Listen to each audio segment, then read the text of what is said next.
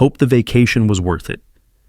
I was sitting in my garage workshop at 11:30 on a Tuesday night, running a final bead on a custom gate project, when Lisa walked in with that look I'd come to recognize over the past few months. That cold, detached expression that said whatever was coming next wasn't up for discussion. The smell of hot metal and flux hung heavy in the air, my Lincoln welder still humming as it cooled down.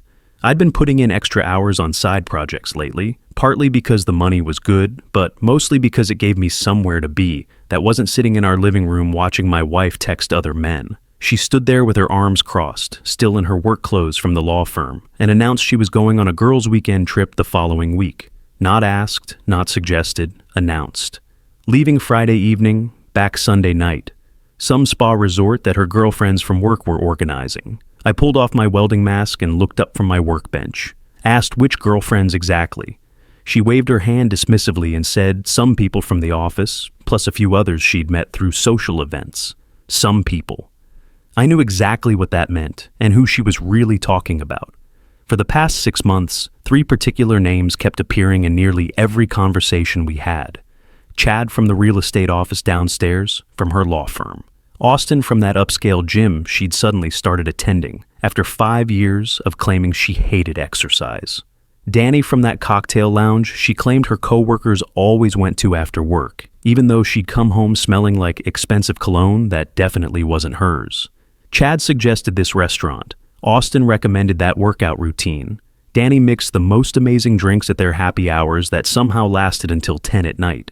Their names had become a constant presence in our home, and I'd watched her light up every single time she mentioned any of them. The same woman who barely looked up from her phone when I walked through the door after 12 hours of welding structural steel. I asked directly if any of these guys were going on this girls' trip. She didn't even pause or hesitate. Said no, it was just the girls, but they might meet up with some people they knew who were in the area. Might meet up with some people. There it was. The same careful language she'd been using for months now.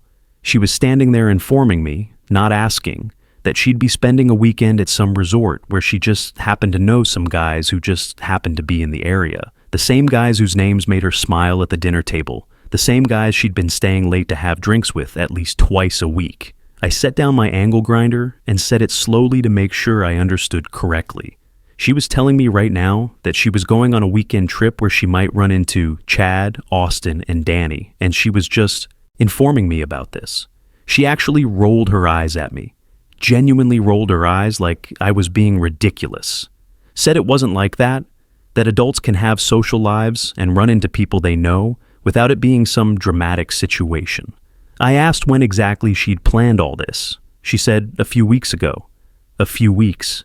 She'd known about this trip for weeks, had been planning it, and decided to tell me 3 days before she'd start packing. I turned off my welder completely and asked if she didn't think to mention it before now, or maybe ask if I was comfortable with the whole arrangement. That's when her expression completely changed. The fake patience she'd been showing disappeared entirely, replaced by something much colder and harder. She said she wasn't asking for permission. She was going, and if I didn't like her choices, then maybe I should reconsider this whole marriage. Just like that. The words came out casually, like she was daring me to react, like she fully expected me to back down and apologize for even questioning her. I looked at her, really looked at her, and something clicked in my mind like a proper weld finally setting. This wasn't the woman I'd married 5 years ago.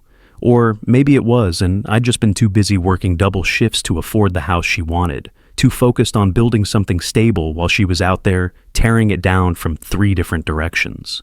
The disrespect, the coldness, the complete lack of consideration for our marriage or my feelings.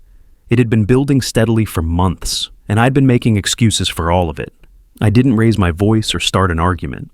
In my line of work, you learn that when something's about to fail, getting emotional doesn't fix the structural problem. I just nodded slowly and said, "I got it." She blinked, clearly expecting more of a fight or some big emotional scene. Asked if that was really it. No big dramatic reaction. I said, "Nope." She'd made herself perfectly clear. She stared at me for another long moment, then shrugged and walked back toward the house. Said she was packing that night since she wanted to get an early start Friday. I watched her go, heard the screen door slam behind her, saw the kitchen light come on through the window. Then, I did what any smart welder does when something doesn't look right. I started investigating the joints to see where the weakness really was. That night, while she was in the shower singing some song I'd never heard her sing before, I did something I'd never done in 5 years of marriage. I went through her phone. What I found made my blood run cold and my hands shake worse than they had since my first day running a torch.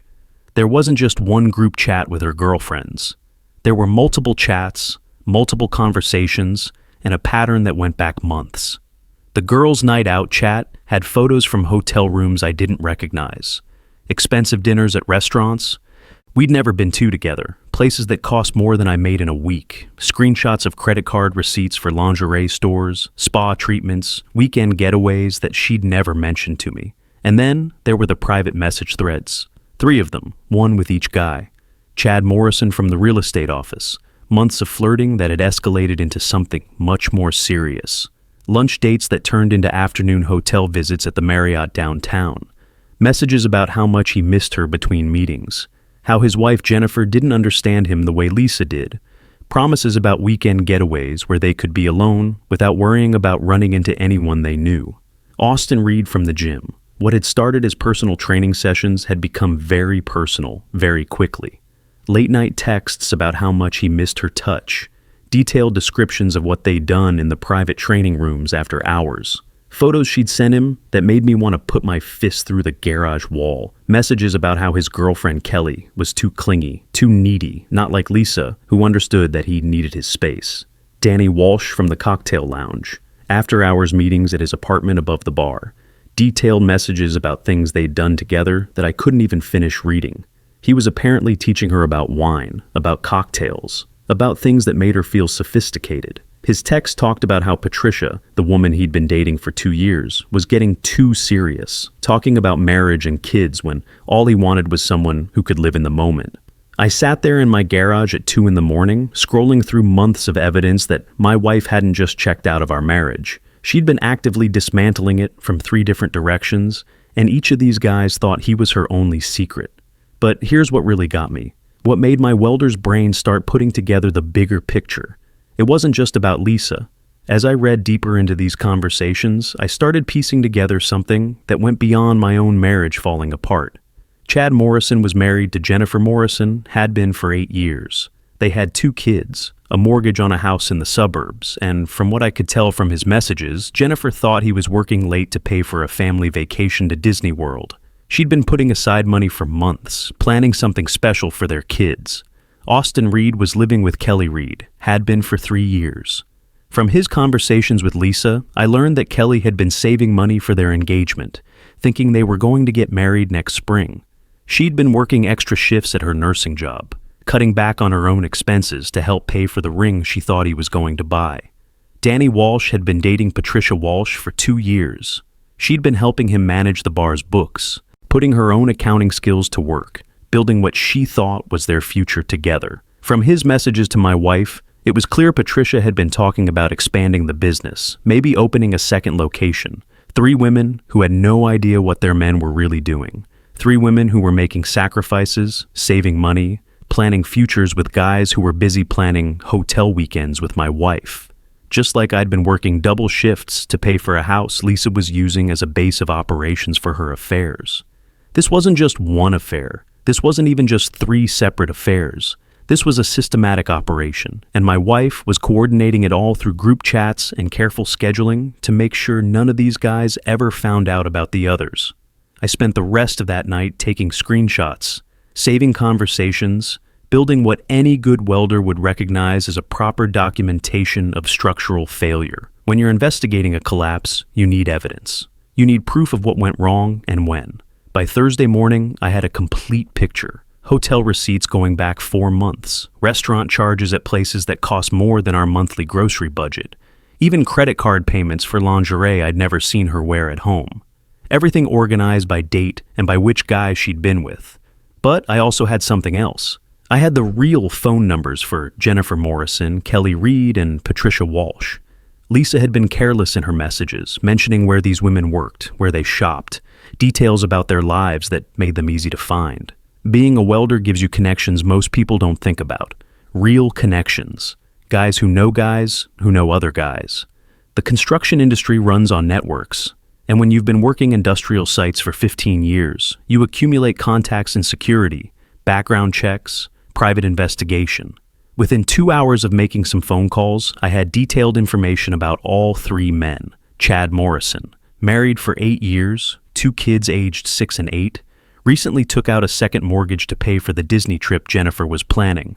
Austin Reed, living with Kelly for 3 years, she'd been showing her friends engagement ring ideas on Pinterest for 6 months. Danny Walsh, dating Patricia for 2 years, she'd been quietly building their business credit and looking at commercial properties for expansion. 3 women who deserved to know what was really happening. 3 women who were being played the same way I was being played. Friday morning, Lisa left for her girls' trip like nothing had happened. Kissed me goodbye at the door, told me not to wait up Sunday night because she'd probably be tired from all the spa treatments. I watched her load her suitcase into the car, watched her check her appearance in the side mirror, watched her drive away without looking back even once. Then, I started making phone calls. The first conversation was with Jennifer Morrison. Her voice was cautious when I introduced myself as Lisa Collins' husband, said I had information about her husband she needed to see. She hung up on me twice before finally agreeing to listen. When I told her I had evidence that Chad was having an affair with my wife, she went completely silent for almost a minute. Then she started crying. Not dramatic sobs, just quiet tears, while she told me she'd suspected something was wrong for months, but couldn't prove it. Chad had been working late constantly, taking phone calls in the garage, hiding his phone when she walked into rooms. When I asked if she could meet me Sunday evening to see the evidence, she said yes immediately. Kelly Reed's reaction was different. When I called her Saturday morning and explained who I was, she didn't cry or hang up. She just got very quiet and asked specific questions. How long had I known? What kind of evidence did I have? When I told her about the text messages between Austin and Lisa, about the photos and the hotel visits, she said she'd been wondering why Austin had been so distant lately, canceling their date nights, claiming he was picking up extra clients at odd hours. I work in a hospital, she said. I know what lies sound like. I've just been hoping I was wrong. When I asked if she wanted to see the evidence, she said she needed to, even if it hurt. Patricia Walsh was the hardest call to make. She answered on the first ring with a professional voice, probably expecting a business call about the bar. When I explained who I was and why I was calling, she didn't say anything for a long time. Finally, she asked if Danny knew I was calling her. I said no, and that's when she told me something that made everything click into place. She had been noticing irregularities in the bar's finances for weeks. Money going out that Danny couldn't explain. Charges on the business credit card for hotels and restaurants when the bar was closed. She'd been thinking he was skimming money, maybe gambling or drinking more than she realized. But it was women, she said quietly. It was your wife. Sunday evening, I met all 3 women at a coffee shop in the neutral part of downtown, a place where none of us were likely to run into anyone we knew. I'd chosen a spot with private booths, somewhere we could talk without being overheard. I brought 4 identical folders, each containing copies of every piece of evidence I'd gathered. Jennifer Morrison arrived first, exactly on time, looking like she'd been crying, but trying to hold herself together. Kelly Reed came in 5 minutes later, still in her nursing scrubs from a shift that had probably ended an hour earlier. Patricia Walsh was the last to arrive, and she looked like she'd been preparing for battle. I laid out everything I'd found, screenshots of text message conversations organized by person and date, credit card receipts showing hotel, charges that matched up with the messages, photos Lisa had sent to each man that left no doubt about what was happening, restaurant bills for expensive dinners that happened on nights when each woman thought their man was somewhere else entirely. Jennifer looked at the photos of her husband with my wife and didn't say a word, just kept flipping through pages, her jaw getting tighter with each image. She stopped at a screenshot from Chad's phone, where he was complaining about having to pretend to be excited about the Disney trip Jennifer was planning. I've been working extra hours for 6 months to pay for that trip, she said, without looking up from the papers. 6 months of overtime shifts while he was doing this. Kelly started shaking when she saw the text messages between Austin and Lisa. Messages where Austin was making fun of Kelly's engagement ring shopping, calling her desperate and clingy for wanting to get married. Messages where Lisa was encouraging him to string Kelly along until he figured out what he really wanted. I've been saving for a year, Kelly said, her voice barely above a whisper. working double shifts, eating ramen noodles for dinner so I could help pay for our future. And he's been laughing about it with her. Patricia read through Danny's conversations and asked if I had more. When I showed her the business credit card statements, the hotel charges he'd been running through the bar's accounts, she pulled out her phone and started making notes. "That's embezzlement," she said matter-of-factly. "He's been stealing from the business to pay for hotels with your wife. I can have his liquor license pulled for that alone." We sat there for 2 hours, 4 people whose partners had been systematically lying to them, comparing notes and evidence. By the end of the evening, we had more than just documentation of affairs. We had a picture of 4 people who had been taking advantage of our work, our money, our trust to fund their entertainment. Jennifer had been working overtime as a dental hygienist, missing family dinners and weekend activities to pay for a vacation Chad was dreading. Kelly had been picking up extra shifts at the hospital, covering for other nurses on holidays and weekends, to save money for an engagement ring Austin was never planning to buy. Patricia had been building their business credit, working for free to expand a bar Danny was planning to leave as soon as he figured out his next move. And I'd been working double shifts welding industrial sites, coming home exhausted to a wife who was spending my overtime money on hotel rooms with 3 different men. "What do we do now?" Jennifer asked. That's when I told them about my plan. We weren't just going to confront our cheating partners privately, where they could lie and manipulate and make us feel like we were overreacting. We were going to do this publicly, professionally, and all at the same time so none of them could warn the others. Jennifer was going to confront Chad at his real estate office Tuesday morning, in front of his boss and coworkers during their weekly staff meeting. Kelly was going to show up at Austin's gym during peak hours with printed copies of his messages. Patricia was going to wait until Danny's cocktail lounge was busy Tuesday night, then make her presentation to a room full of customers and business associates. And I was going to be waiting at home when Lisa got back from her girls' trip. By the time we left that coffee shop, we weren't just 4 people who'd been cheated on. We were 4 people who'd been systematically robbed of our money, our time, our trust, and our futures. But now, we had a plan that would make sure everyone involved faced the same kind of public humiliation they'd been putting us through in private.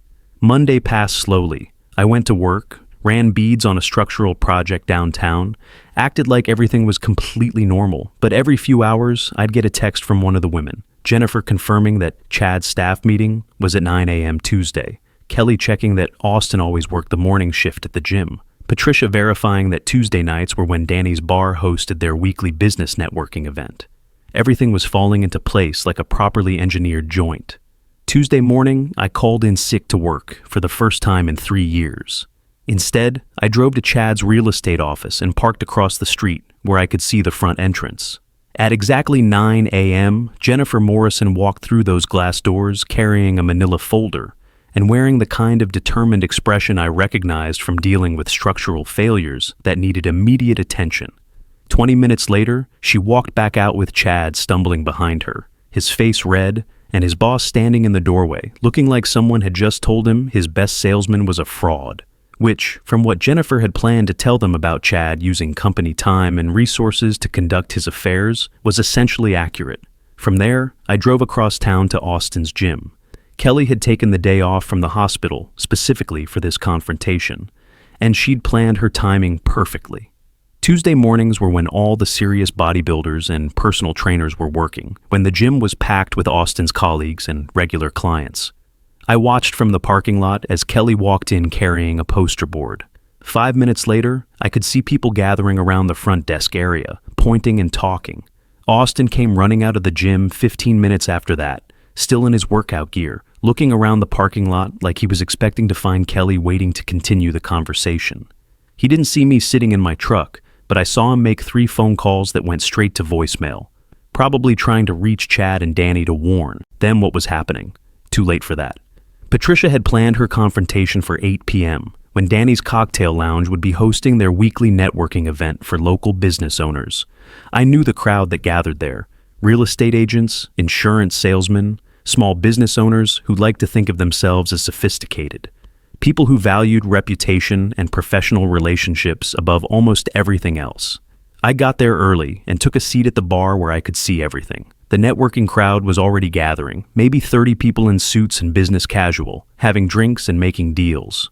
Danny was behind the bar in his element, mixing cocktails and playing the charming host. At exactly 8:15, Patricia walked in. She didn't head for the bar or try to get Danny's attention privately. Instead, she walked to the center of the room and asked for everyone's attention. "Excuse me," she said loud enough for the whole place to hear. "I'm Patricia Walsh, and I've been managing the books for this establishment for the past 2 years. I need to inform everyone here that the owner has been embezzling from the business to fund extramarital affairs." The room went dead silent. Danny dropped the bottle he was holding, and it shattered on the floor behind the bar. Patricia pulled out a folder and started reading credit card statements out loud. Hotel charges, restaurant bills, all of them processed through the bar's business accounts while Danny was supposed to be working. "The woman he's been stealing money to sleep with is named Lisa Collins," Patricia continued. "She's married to someone else and has been conducting simultaneous affairs with multiple men, including the owner of this establishment." I watched Danny's face go from confused to panicked to absolutely furious as Patricia laid out the evidence in front of his customers, his business partners, the people whose respect he needed to keep his bar successful. By the time she finished speaking, half the room was already heading for the door. That's when my phone rang. Lisa, calling from whatever hotel room she was sharing with whoever she'd chosen for the final night of her girls' trip. "Brian, what the hell is happening?" Her voice was shaky, panicked. "Chad just called me screaming about Jennifer showing up at his office. Austin's been texting me saying Kelly destroyed him at his gym. And Danny won't even answer his phone." I walked outside the bar so I could hear her clearly. "Sounds like you had a busy day," I said. "What did you do?" she demanded. "Nothing," I said. "Jennifer, Kelly, and Patricia did everything. I just gave them the information they needed to make informed decisions about their relationships." She was quiet for a long moment. Then, "Brian, we need to talk. I'm driving home right now." "No need," I told her. "I'll be here when you get back. But Lisa, you should probably call a lawyer before you call me again." I hung up and walked back into the bar. The networking event was over, the room mostly empty except for Patricia finishing her conversation with what looked like a liquor licensing official who'd apparently been in the crowd. Danny was sitting on the floor behind the bar, staring at the broken bottle and the ruins of his business reputation. Patricia saw me and nodded. "It's done," she said. "All of it." Tuesday evening, Lisa walked through our front door, looking like she'd aged 5 years in 3 days. Her tan was gone, replaced by a pale, hollow look that came from spending the drive home, knowing that her entire world was about to collapse. She was carrying shopping bags from expensive stores, probably purchased before she'd gotten the phone calls that ended her vacation early. She found me sitting at the kitchen table, with a manila envelope in front of me, just like I'd planned. Her hands were shaking as she set down her bags and looked at my expression. "How was the girls' trip?" I asked, keeping my voice completely level and calm. She tried to smile, but it came out more like a grimace. Said it was fine until everyone started calling her with crazy stories about their relationships falling apart. She was trying to make it sound like coincidence, like she had no idea why 3 different men would suddenly have relationship problems on the same day. I nodded and opened the envelope, pulled out copies of all the evidence I'd shared with Jennifer, Kelly, and Patricia, laid it on the table between us like a blueprint for a structure that had completely failed inspection. "Crazy stories," I repeated, like Chad Morrison getting fired from his real estate job when his wife showed his boss evidence of him using company time and resources for affairs. Like Austin Reed getting banned from his gym when his girlfriend made a scene about his text messages during peak hours. Like Danny Walsh's bar losing its liquor license after his girlfriend announced to a room full of business partners that he'd been embezzling to pay for hotel rooms. I watched the color drain from her face as she realized what she was looking at. Photos of her with all 3 men, credit card receipts, text message screenshots, everything laid out in chronological order, organized like the technical documentation I'd put together for structural failure investigations. She tried to deny it at first, said those photos were taken out of context, that she'd just run into people she knew at the resort. But when I showed her the text messages, her own words describing in detail what she'd done with each of them, her own voice planning hotel meets while I was working overtime, she stopped talking altogether. I told her about my conversations with Jennifer, Kelly, and Patricia, how they'd confronted their partners today, how Chad had lost his job and was probably going to lose his house when Jennifer filed for divorce and went after his commissions, how Austin's gym had terminated his contract and blacklisted him from other fitness centers in the area, how Danny's bar was finished, his liquor license suspended pending investigation, his business partners fleeing like rats from a sinking ship. Lisa just stared at me like I was speaking a foreign language, finally asked what I wanted from her. I said I didn't want anything from her. I'd already filed for divorce. The papers were being served tomorrow morning. Since our house was in my name from before we got married, and since she'd never contributed to the mortgage or property taxes, she had 48 hours to pack her things and find somewhere else to live. She started crying then. Real tears this time. Not the calculated tears she'd probably used on Chad, Austin, and Danny to make them feel special and protective. She said I was ruining her life over a few mistakes, that those men had pursued her, convinced her she was unhappy in our marriage. She was just confused and made poor choices. I told her she wasn't confused. She was calculating. She'd been systematically deceiving 4 different people for months, coordinating schedules, managing multiple relationships like a project manager running parallel operations. The only reason she was sorry was because she got caught. She asked about the house, about our shared accounts, about what she was supposed to do now. I explained that the house had been mine before marriage, paid for with my welding income, maintained with my overtime money. The joint checking account would be split 50-50, which came to about $1,200 each. Everything else was separate. What about the money I spent? She asked. I almost laughed, asked her to clarify what money, the money she'd earned at her part-time job at the law firm, or the money she'd taken from our joint account to pay for hotel rooms with other men. Because if she was worried about money she'd spent, she should probably talk to Chad, Austin, and Danny about reimbursement. But they weren't going to be much help. Chad was facing divorce proceedings and had already been terminated from his job. Austin had lost his primary income source and was probably going to have trouble finding work at other gyms once word spread. Danny's bar was finished, and he was facing potential criminal charges for the embezzlement Patricia had documented. The divorce went through without complications. Lisa tried to fight for half the house, claiming 5 years of marriage entitled her to equity. But her attorney took one look at the evidence of adultery and advised her to take the joint account split and walk away. 6 months later, I heard through various sources what had happened to everyone involved. Jennifer Morrison had taken Chad for everything in their divorce, got full custody of their kids, and used his 401k to pay for the Disney trip anyway. She posted photos on social media of her and the kids, having the time of their lives, looking happier than I'd ever seen them look in family photos with Chad. Kelly Reed had moved out of Austin's place and started dating one of the doctors at her hospital, someone who treated her with actual respect and appreciation. She'd kept all the money she'd been saving for an engagement ring and used it for a vacation to Europe instead. Patricia Walsh had moved to another state and opened her own accounting firm. Last I heard, she was doing well and had started dating someone who wasn't interested in playing games with other people's money or emotions. Chad, Austin, and Danny had all tried to reconnect with Lisa after their own relationships exploded, but none of them were interested anymore. Turns out when you're no longer someone's secret, when there's no thrill of getting away with something, the appeal disappears pretty quickly. As for me, I'm exactly where I should be.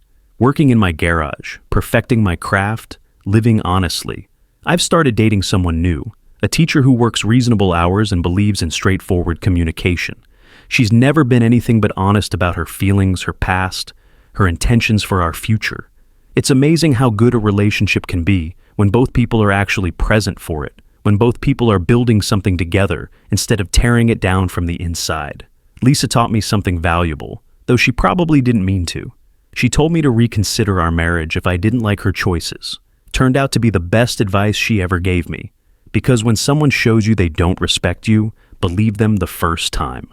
And if you're going to tear down a marriage, you better make sure you know how many other people you're taking down with you. Because sometimes, those people fight back. Hope those 3 guys were worth it. From what I hear, none of them thought she was.